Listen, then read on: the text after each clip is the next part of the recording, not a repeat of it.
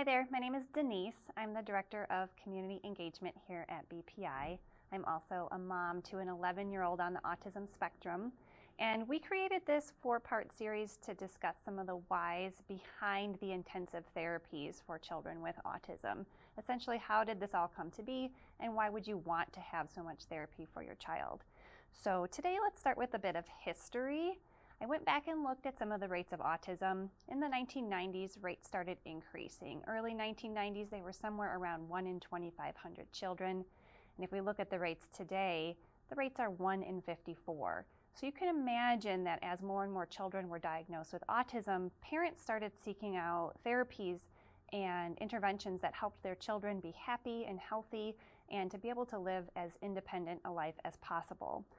So a lot of parents started banding together, noticed things like speech therapy, ABA, OT worked really great to help their children.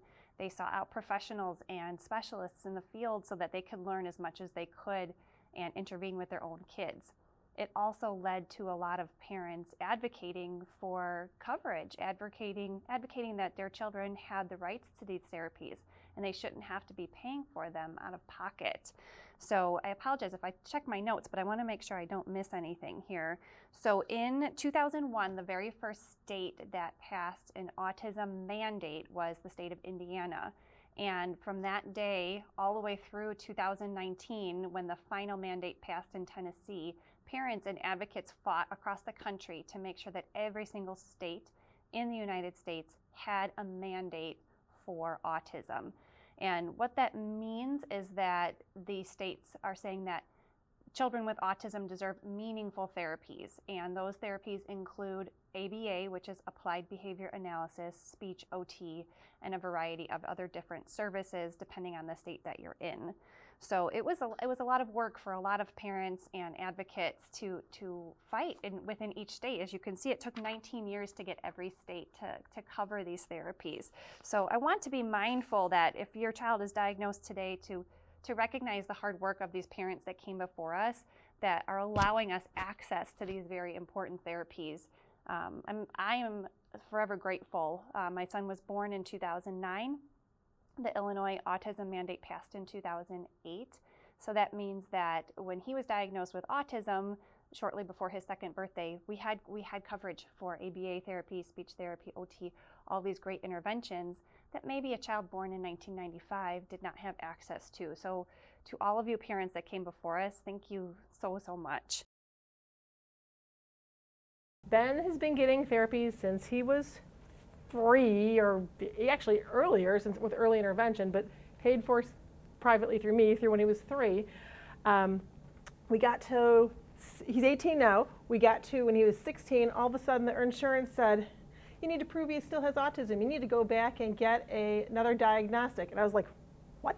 But he's had it for 16 years, right, and up to that point. Right, like he's had therapy, it's been approved, it's all been good. And like all of a sudden they're saying we need to prove he has autism. Well, how do you think that went in my house? Did you think it was the earlier years were more important to get those hours? Right, absolutely. Right? Like go ahead and get your services you can before insurance starts giving you a hard time. So I would say definitely, because you have a younger child, Yep. Get those services while you can. And even like if you have any friends that have younger kids, get those services while you can. It's not impossible to keep them going, but it's It just a long, gets harder. right, it's and then you got hormones, and you got life, and you got like just get all the services you can when they're younger. Thanks, Sandy. Great tip. Our experience early on when we first started, there was no insurance mandates, so it wasn't deemed as a medical necessity under your medical plan, and so we were paying for it privately, and at that point, we could determine the number of hours. We just had to work with our case manager. Yeah. And then when the mandate kicked in and then insurance started covering it as a medical necessity, it was like, okay, there's somebody else looking and sort of dictating how many hours I'm going to get. And it was very confusing transitioning from that. But then I started realizing just work with your insurance company and work with your BCBA. And I think as long as you're working on the right goals, things around like lessening the symptoms of autism, which that's a whole umbrella. And so there is a number of things under ABA I started realizing that the insurance would approve. You just have to be really smart about your goals And at first I was uncomfortable, but then I started realizing that the insurance was really there to look and make sure that quality ABA was being delivered. And I want that too. Like, I want to know, I'm just a mom researching and Googling ABA, but I want somebody else to know could be an expert that I am getting quality ABA. And so you have to be involved, but you can do that with your insurance company. So let's take a minute to talk a little bit about insurance companies, because I feel like sometimes they get a bit of a bad rap. I feel that as an autism parent, a special needs parent, we want our kids to get the best of the best and get access to everything. And because so many parents fought for so long and so hard, we actually have access to a lot of great funding for a lot of the services our kids need.